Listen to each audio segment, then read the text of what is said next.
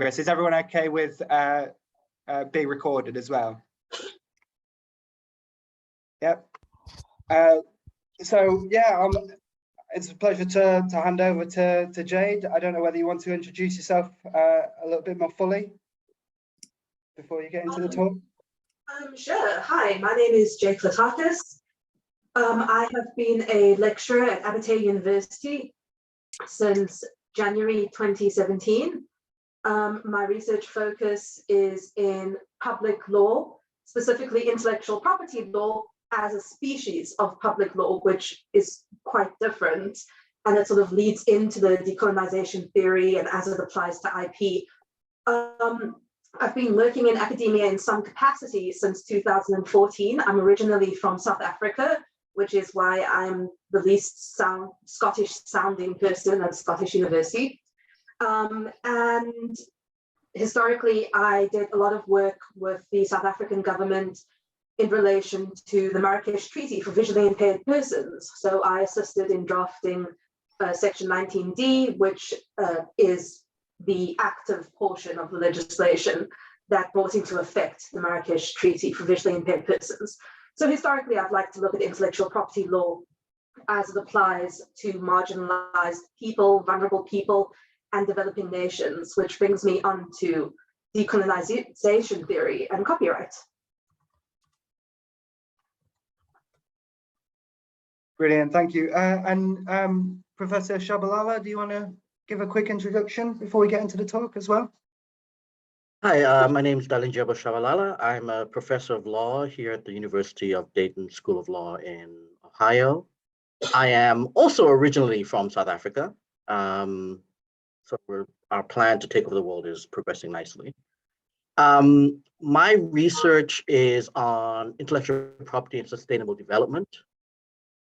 Initially built on the advocacy work I did when I was working at the South Center and at the Center for International Environmental Law on access to knowledge issues, which then shifted into doing work on intellectual property and access to medicines, and then intellectual property and climate change, which was the topic of my PhD that I did at Maastricht University, and it's continued to be one line of my research.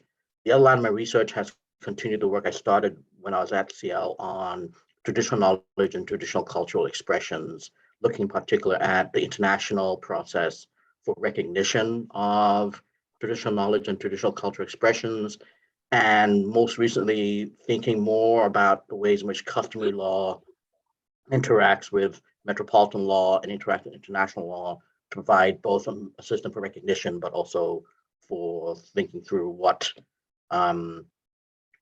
how that relates to broader rights issues in the context of international law. So I'm really happy to be listening and be able to be a discussant on this.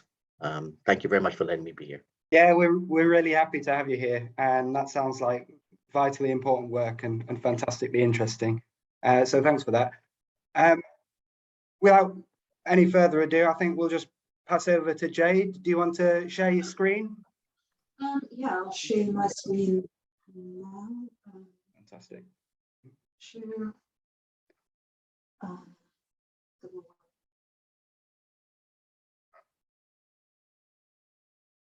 Okay, can you see my screen?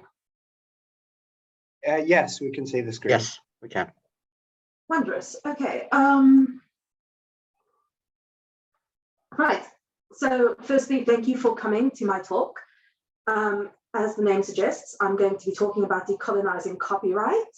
This is based very heavily on my most recent work by the same name, published in January in Oxford University's GRUA International. And before we begin with the task of decolonizing copyright, which is admittedly a very radical thing to do and a radical thing to talk about, which is in part why I've sort of visually softened the blow by way of soothing swans and a lakeside situation, also a rainbow, because rainbows.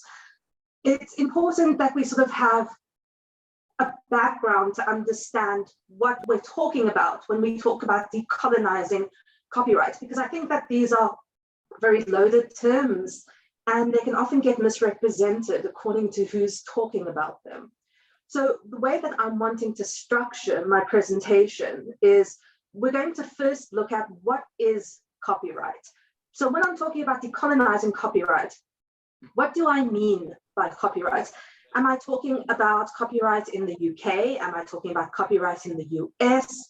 What is the status quo of copyright, right? What is this dragon I'm wanting to? The next step is to justify why the status quo, once we've understood it, is problematic, but not just problematic, it's problematic to the extent that it necessitates decolonization as a remedy. And then thirdly, to go on to discuss how do we decolonize it? So we establish what copyright is, we establish it's problematic, it needs to be decolonized. How do we practically go about doing that? So of the things, my research thus far has predominantly centered on the first two, defining the scope of copyright, what I'm talking about, and justifying the need for decolonization.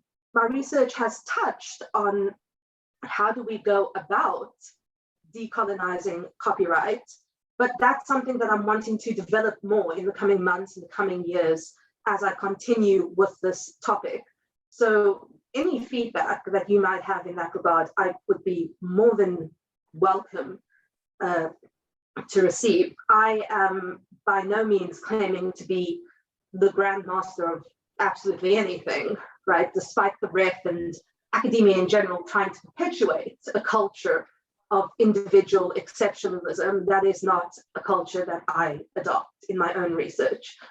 In Africa, there is a philosophy. It's not a legal philosophy, it's a lived philosophy amongst the people, particularly the indigenous people, but it's been adopted by all people.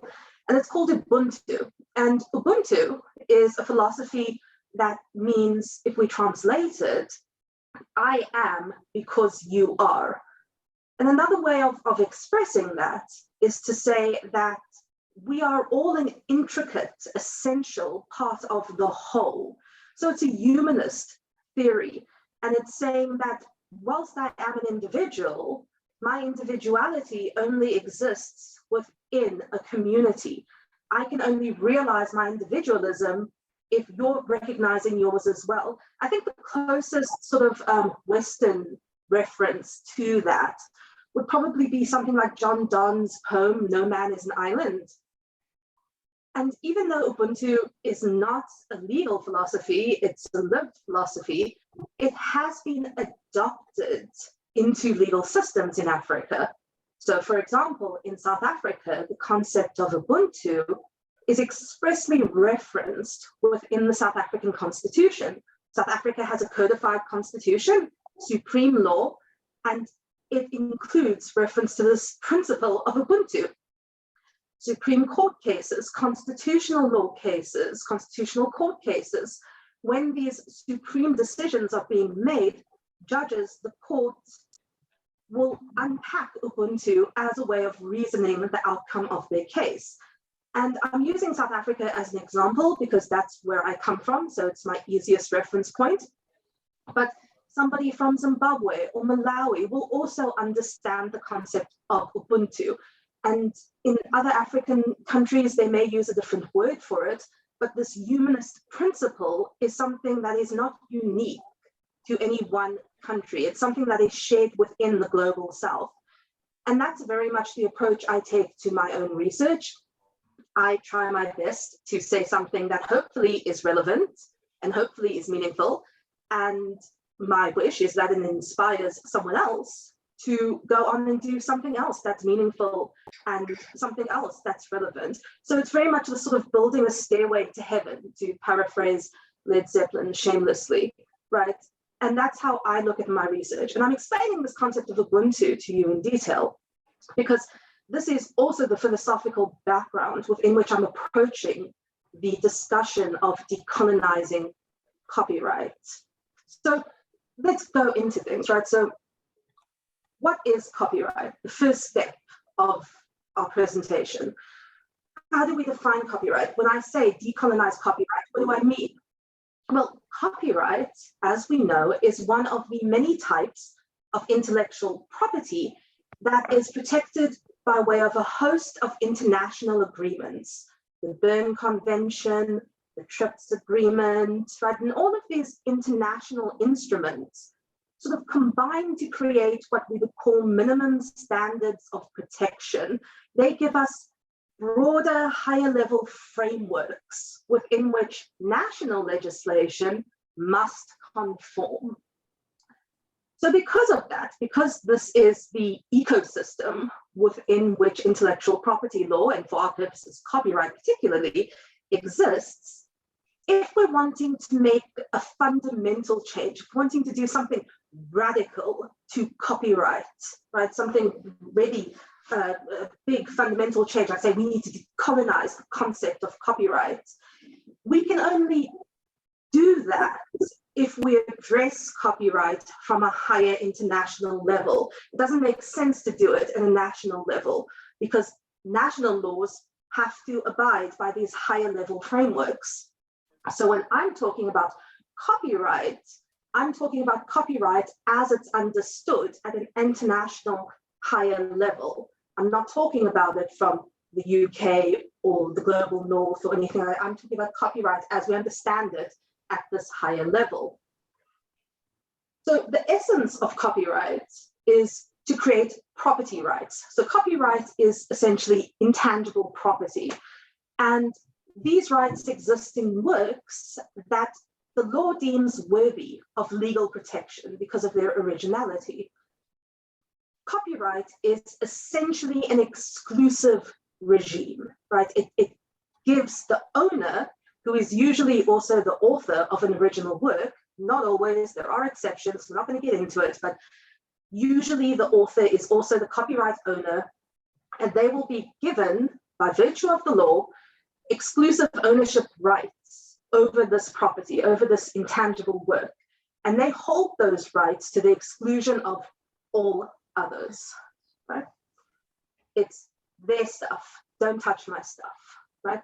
And these rights will include what we call a bundle of rights, because it's not just one ownership right, it's a bundle of ownership rights in the plural. These include things, for example, like the right to reproduce a work, the right to license a work, the right to cast a work, the right to translate a work. All these different rights are bundled up and they're given to the copyright owner. And they have the right to do those things to the exclusion of everybody else who is not the owner. So for example, J.K. Rowling presumably owns the story of Harry Potter. She's the author, presumably also the copyright owner. So she, as the copyright owner, is the person who gets to decide whether to turn her books into a film, whether to translate her English books into a different language, all those different things. The rationale or the underlying justification for giving owners these exclusive ownership rights is that it will incentivize these owners, these creators, to keep creating works by rewarding them for their efforts. And we reward them for their efforts by giving them the potential to acquire financial or commercial interest in the work. And we also believe that this will incentivize other people to go about creating their own original works. So for example, I might be inspired to finally write that children's book I've been putting off for years in the hopes of also becoming a mega millionaire like J.K. Rowling. J.K. Rowling is able to keep publishing books, or she has been able to keep publishing books, because she makes money from it. At the end of the day, she needs to pay her rent. Well, not rent, I mean, she owns a mansion, but I mean, she needs to pay her bills, right? And being the copyright owner and having these exclusive rights, I love how I just group multi-millionaire person with, rent payer me. So that's the rationale behind exclusive ownership rights. To put it differently, the exclusive ownership rights that the law grants to the copyright owner are a largely individual benefit, right? J.K. Rowling is the author and the copyright holder. She gets the benefits, so they're hers. They're not mine, they're not yours, they're hers. And those benefits rewards J.K. Rowling with a monopoly that she can use for financial or commercial gain. And this in turn incentivizes further creativity on her part and inspires other people to also be incentivized to create things. So we can see that this rationale, this justification, is a very Western and capitalist justification for these exclusive rights. We're idealizing concepts like entrepreneurship, individualism, commercialization, financial gain, all these things that we prize in the developed world. So the rationale is inherently a Western capitalist one. And the framework within which we talk about exclusive ownership rights does not encompass non-commercial public interests. We see non-commercial public interests in a work as existing in conflict with the owner's exclusive rights over his property. So we see these as being competing interests over the same work. And how the law addresses these competing interests, the interest of the copyright owner to have a monopoly over his work, and the non-commercial public interest over that same piece of work, the way that the law balances these competing interests is expressed by way of limitations and exceptions from the owner's exclusive rights. So a good example of this would be, for example, education exceptions, allowing teachers to make use of works for teaching purposes. And in this way, you are increasing people's access to education, right? So we express the non-commercial public interest as being an exception or a limitation to the owner's exclusive rights. And if we express this figuratively by way of cheese, because, you know, food is always the answer, and I'm very much here for saturated fats. I just read an article the other day that said people who prefer bitter tastes are more likely to have psychopathic tendencies. So cheese is not bitter at all. So, you know, have some cheese, save for life, right? So expressed by way of cheese and heart disease, we can see that the way we talk about non-commercial public interest at an international level is as if it's something that cuts into and takes away from the owner's exclusive rights. And this is why when we talk about the non-commercial public interest, insofar as it justifies limitations to or exceptions from exclusive ownership rights, it's seen as the only way to talk about it. So we only discuss the non-commercial public interest in works when it's used to justify taking away from the owner's exclusive rights. And my position is that this is a fundamentally flawed dichotomy that exists. There's no reason for it to exist like that. Right, so this cheese theory, right, of how exclusive ownership rights and the non-commercial public interest interacts is wrong, and it's problematic. Instead, it's my position, it's my theory, as we'll go on to unpack, but it's my position that the owner's exclusive rights should not exist separate from non-commercial public interest. They're not mutually exclusive things. The one doesn't only exist to justify taking away from the other. Instead, the copyright owner's exclusive rights should exist because of the non-commercial public interest. Right? The public's non-commercial public interest can and should be used as a means to justify individual ownership rights over intangible works. So it's a completely different way of looking at things, right?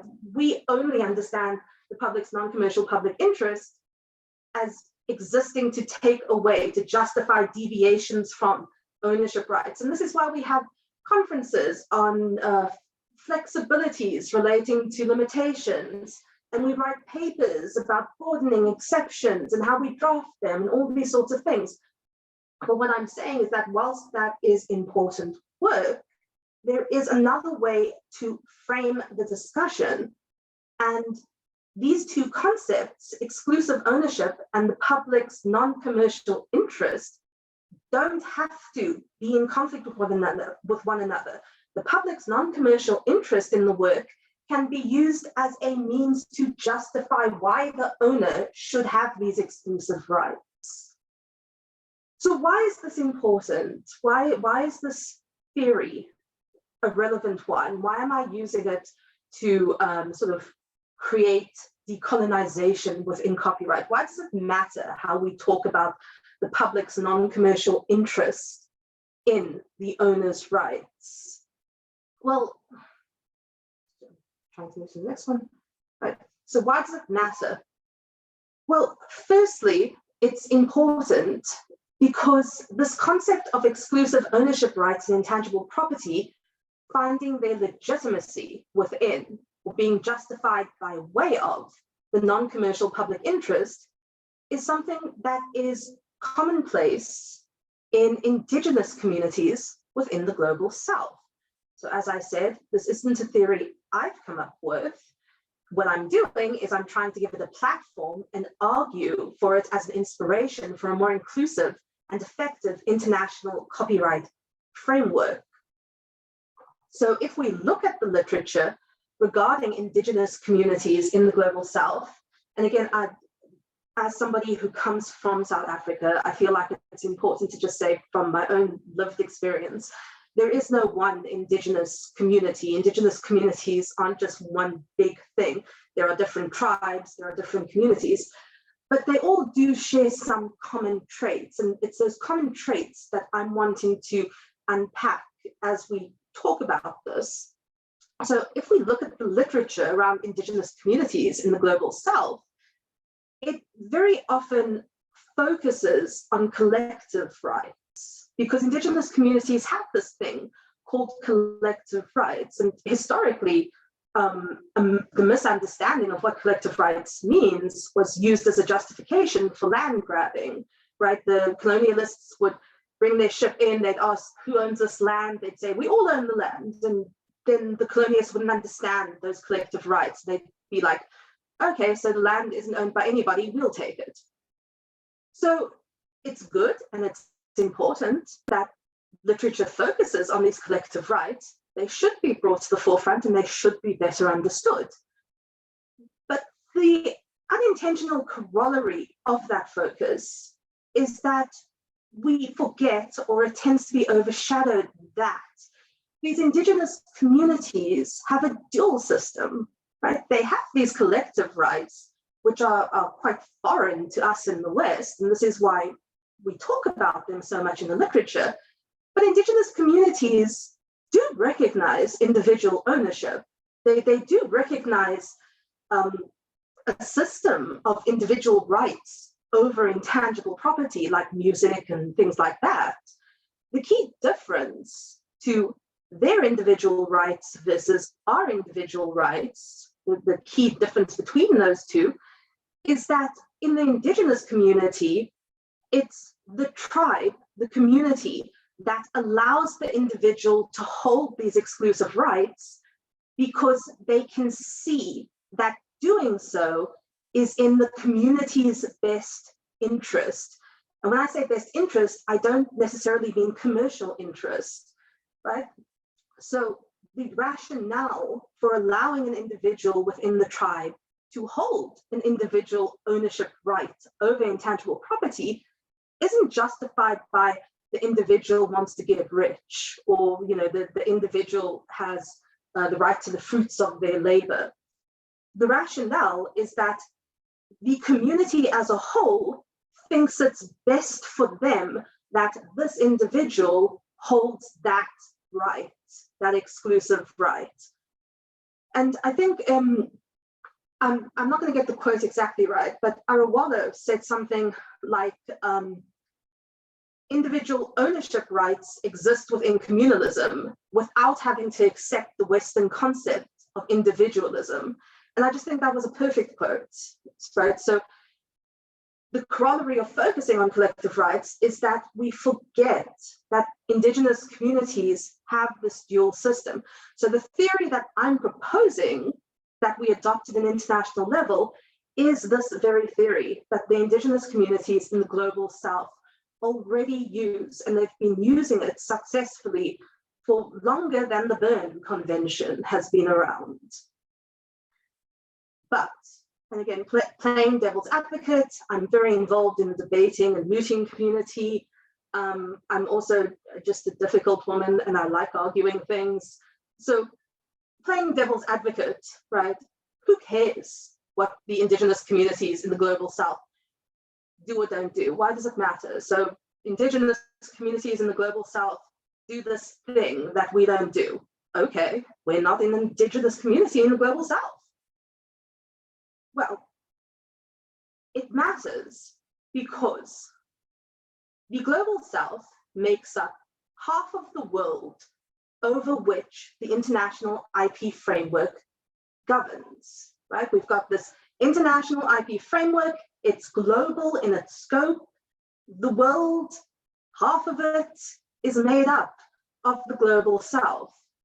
If we're looking at it just in terms of people, right? If we're not just looking at it in terms of land mass, if we're looking at it in terms of people over who the framework governs, the global South makes up more than half because there are more people in the global South, and these people are governed by a framework that does not represent them, that does not represent their ideologies. So even at a basic nothing about us without us, camaraderie level, it just seems like the ideology that's governing the majority of the people in the world should reflect the understanding and the concepts that are utilized by the majority of the people in the world. How can you say that you have a system of global norms and values when the norms and values of half the world are not represented in that system? You don't. And carrying that line of thought forward, it's important to remember that, sorry, I'm trying to move forward. There we go. It's important to remember that the norms and values of the global South aren't represented because international frameworks were never intended to be representative, right? They were never made with the intention of being representative. I've put here a picture of Moses with the 10 Commandments on Mount Sinai, right? And this is sort of how we think about international frameworks. This is how we think about, for example, the Berne Convention of 1886, right? We think of it as coming, just this birth of a thing that we all take as being gospel. But 1886, Africa didn't exist in 1886 as a concept, right? It was just a collection of, little Britain and little Portugal and little France. How can, for example, South Africa's interests be represented in the Berne Convention of 1886 when South Africa only became a republic in 1961, right? It can't, it's not possible for it to be represented there. Historically, intellectual property regimes at an international level were used as a weaponization mechanism, right? A means of international minimum standards and frameworks that were tools for civilizing the global South. And by civilizing, we mean westernizing, right? We mean bringing up to date with Western ideas, because the ideology is that the global South is backwards. They're underdeveloped. We use this in our terminology. Developing nations, developed nations. What are they developing towards, right? They're developing towards a Western ideology. So these frameworks, even though if we look at them in terms of the West, where they come from, we can say, well, they were holistically created to meet the needs of the people over time. When we look at them and their implantation in the global South, they come as a result of a colonial past, right? They were never a holistic creation created through equal negotiations. They were implemented in the global South by the West as a means of developing the West to be more, of developing the global South to be more like the West. But again, right, we can ask the question of who cares, right? So why does it matter that international frameworks don't encompass the norms and values of developing nations who make up a large portion of the world's population, right? Why does it matter that this is how the international framework was created? You know, yes, it doesn't sound very fair, it doesn't sound very nice, but you know, life's tough, life isn't fair, buckle up, right? Well, it matters because even though life isn't fair, the law is expected to be fair, right? So we don't hold the law to the same standard as life, right? If you're being represented by a lawyer, your lawyer can't break up with you, right? That's not a thing. So we hold the law to a different standard. And the framework that exists today is, in my very humble opinion, not sustainable, right? It's not a sustainable framework. If we look at commonly shared goals at an international level, right? Things like economic growth, rights realizations, which is where my main interest lies, technological developments, things like that. All countries, whether developed or developing, even though I don't like those terms, but all countries need to see value in a shared framework in order to make those goals a reality. There needs to be buy-in to a joint system over a long period of time in order for progress on these important matters I've just listed to be made. Why would you continue to buy into a system that sees you as being backwards and in a state of perpetual catch-up with more developed nations? It's a position you can't win. Why would you continue to buy into a system that doesn't just not see you as being equal, or doesn't just not see you as having no value to bring to the table? It just doesn't see you at all. You're just not there. Why would you do that over a long period? So this then brings me to my final part of my presentation, which is, how do we go about decolonizing copyright?